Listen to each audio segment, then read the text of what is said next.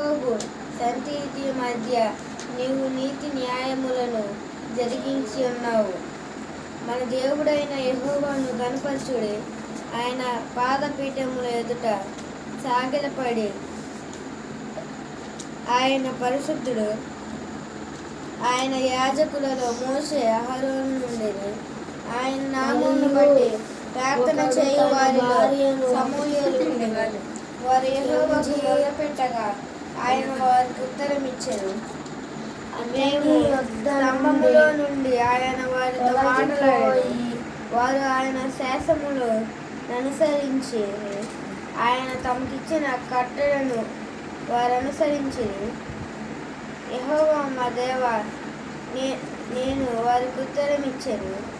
వారి క్రియ మన దేవుడైన యెహోవా నా పరిశుద్ధుడు. మన దేవుడైన యెహోవాను గణపరచుడి. ఆయన పరిశుద్ధ పర్వతము ఎదుట సాగిలపడి సమస్తము దేశములారా యెహోవాకు ఉత్సాహధ్వని చేయుడి. సంతోషముగా యెహోవాను సేవించుడి.